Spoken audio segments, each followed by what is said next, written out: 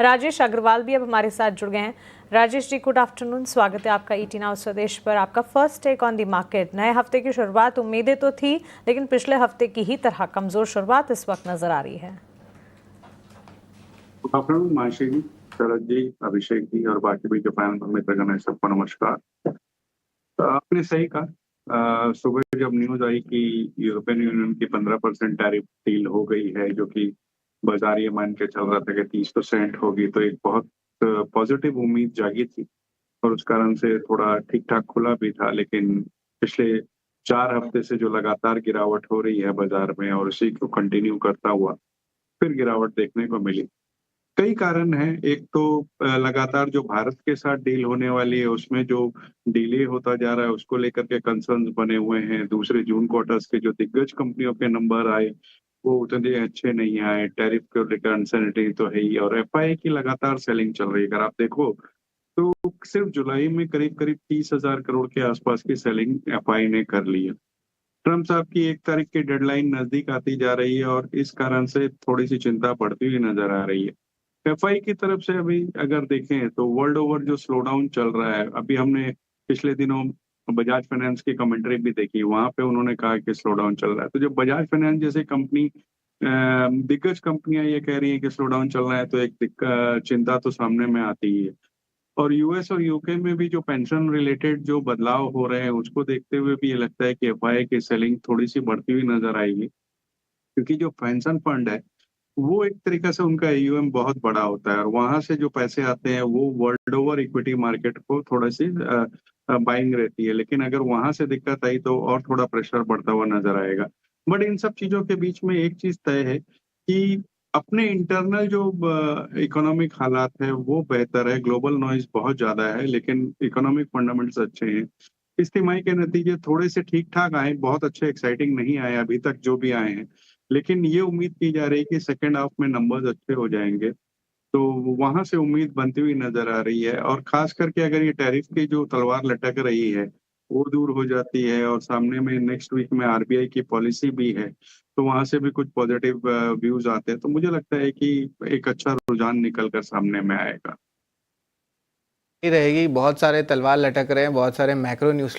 राजेश जी, आपसे जानना चाहेंगे कि आप किस तरह से देख रहे हैं, क्योंकि अगर एआई एडॉप्शन मान लीजिए यहाँ से और तेज होता है तब तो ये जो कंपनी जो कि अभी उतनी तैयार नहीं है एआई के लिए या फिर डिजिटल एडॉप्शन के लिए, क्या इनके लिए आपको लगता है कि मुश्किलें और बढ़ेंगी? और ये जो हम देख रहे हैं कि वर्कफोर्स में जो गिरावट आ रही है शायद आगे चल के और बढ़े, ये आप किस तरह से देख रहे हैं पूरे सिनेरियो को? देखिए अभिषेक जी, ऐसा है कि एआई आ रहा है ये तो एक जग जाहिर बात है और बहुत दिनों से ये बात चल रही थी और आगे आने वाले दिनों में और तेजी से आएगा। लेकिन फिर यही जो आईटी की दिग्गज कंपनियां हैं ये लोग एआई अडॉप्ट करेंगी, एआई के स्किल डेवलप करेंगी और उसमें कामकाज करेंगी। आप इसका सीधा सीधा उदाहरण मैं अगर इसको थोड़ी दूसरी तरीके से दूं तो पहले सिर्फ ईवी कंपनी बना रहे थे, फिर बाद में जो दिग्गज कंपनियां थी, फिर वो चाहे मारुति हो चाहे बजाज ऑटो, सबने ही ईवी लॉन्च कर दिया। तो उस तरीके से टेक्नोलॉजी अडॉप्शन सबको करना पड़ेगा और यहाँ भी जो स्किल अपग्रेड होंगे वो आगे काम करते रहेंगे। और ऐसा मैं नहीं समझता हूँ कि टीसीएस, इन्फोसिस जैसी कंपनियां इस क्षेत्र में पीछे रहने वाली हैं।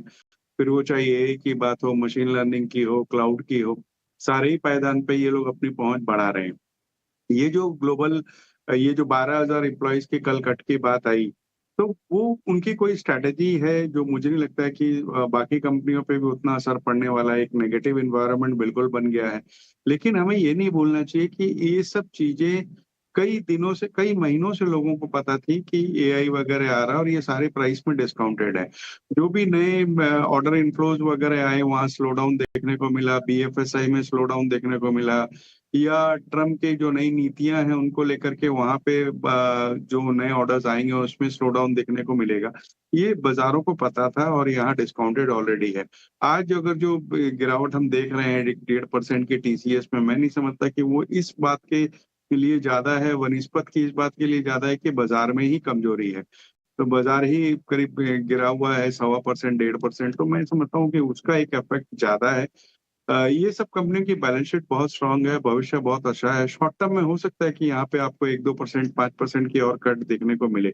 बट दिग्गज कंपनियां जैसे टीसीएस, इन्फोसिस एक स्टेबल पोर्टफोलियो के लिए मैं समझता हूँ कि वहाँ पे ध्यान रखना चाहिए।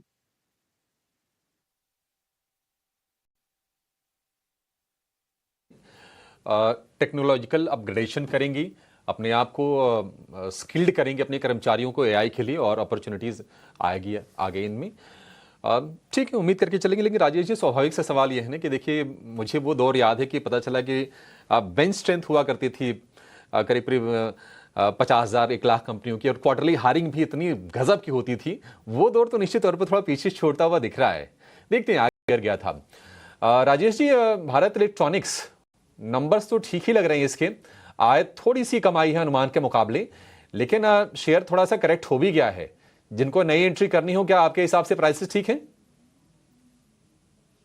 किसी को 1.5 साल का नजरिया हो तो प्राइसेस बहुत अच्छे हैं, और मैं समझता कि 1.5 साल का कोई नजरिया हो तो वहाँ पे कोई दिक्कत आएगी। हो सकता है कि शॉर्ट टर्म में बाजार के कारणों से हम लगातार एफआई की सेलिंग और दूसरे कारण देखें, जिस कारण से पूरे बाजार में दबाव बना हुआ है। अदरवाइज अगर आप देखो तो मुनाफा अच्छा आया है, मार्जिन अच्छे हैं, ऑर्डर बुक लगातार बढ़ती हुई नजर आ रही है, और जिस तरीके से सरकार का रवैया रहा है इंडिजनाइजेशन ऑफ डिफेंस के प्रति, मुझे लगता है ये कुछ कंपनियां जो बीईएल है, बीईएमएल है, ये सब अग्रणी कंपनी है इस पूरे सेक्टर में।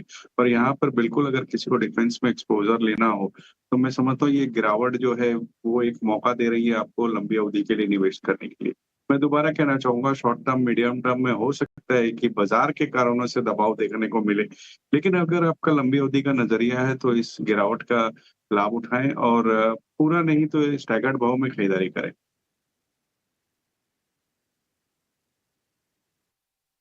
गिरावट का फायदा उठाने की सलाह है स्टैगर्ड मैनर में, यानी कि रुक रुक के थोड़ी थोड़ी खरीदारी आप बीएल के शेयर में कर सकते हैं। डेफिनेटली अच्छी ऑर्डर बुक है, एक स्ट्रांग कंपनी है, और ऐसे क्षेत्र में है जिसमें सरकार का भी एफएमसीजी ऑटोमोबाइल स्पेस भी हैं।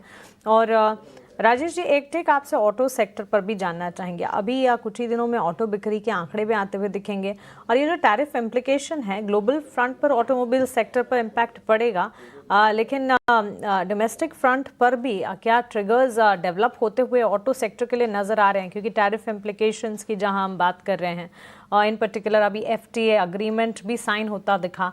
ये सारी चीज़ें हैं जो कि ऑटोमोबाइल सेक्टर में कहीं ना कहीं डिस्कशन का चर्चा का विषय ज़रूर बनी रही। ऑटो स्पेस पर ऑल इन ऑल आपका टेक क्या है? स्पेस देखा जाए ना, तो अगर आप महीने दर महीने बिक्री के आंकड़े देखो तो कई महीने में थोड़ा सा फ्लैट आया है। पिछले महीने भी अगर आप देखेंगे तो मिक्स ट्रेंड था, कुछ पॉकेट्स में अच्छी बिक्री आई थी।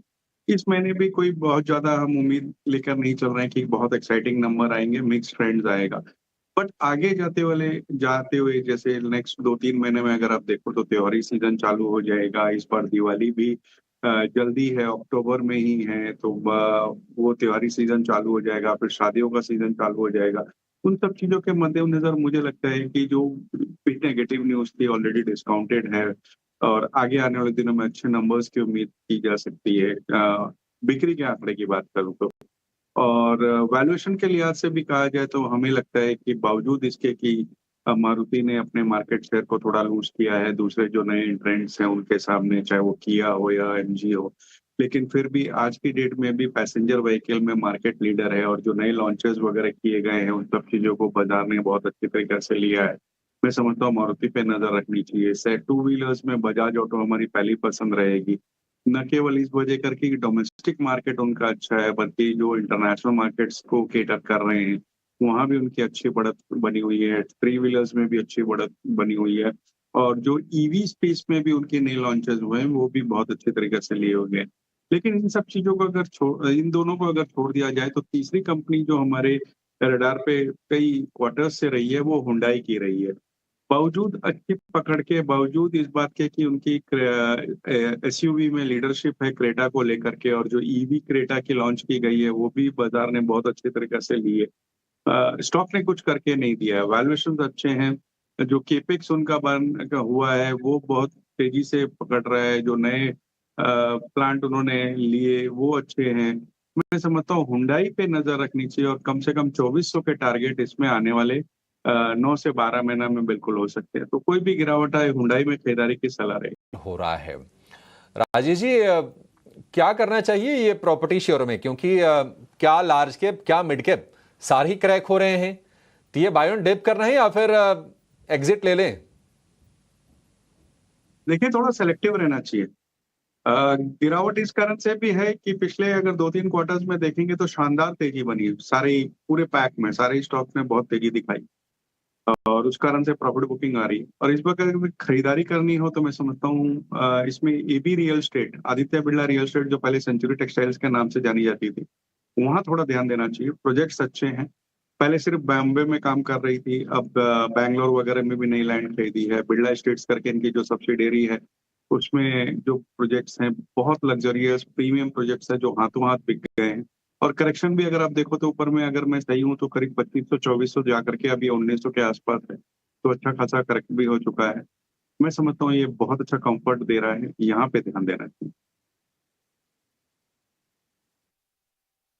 आदित्य बिरला रियल एस्टेट पर आप फोकस करके चल सकते हैं। 3% की गिरावट है, लेकिन एक बढ़िया आपके लिए रिस्क रिवॉर्ड प्रोस्पेक्ट बन सकता है। करीब 1950 रुपए के भाव हैं, 3% के आसपास की रही, करीब 1% के आसपास की। HUL, हीरो मोटो, कुछ कंजम्पशन वाले शेयरों ने बाजार को हल्का सपोर्ट देने का काम किया, लेकिन एडवांस डिक्लाइन का रेशियो रहा काफी कमजोर। 700 शेयर अगर आज चढ़े हैं तो करीब 2100 शेयर गिरे हैं। 1:3 का एडवांसेस का और डिक्लाइन का रेशियो रहा है, तो बाजार का माहौल काफी खराब हो रहा है। लगातार तीसरे दिन गिरावट, 157 गिरकर निफ्टी बंद हुआ है 24,678 के आसपास। और निफ्टी बैंक की बात करें तो 450 अंकों की गिरावट रही है। चलिए, इसी के साथ ये शो को यहां पर समाप्त करेंगे। राजेश जी, श्रीकांत जी और नीलेश जी, आपका बहुत शुक्रिया आज समय देने के लिए और तमाम स्टॉक्स पर अपनी रणनीति हमारे साथ साझा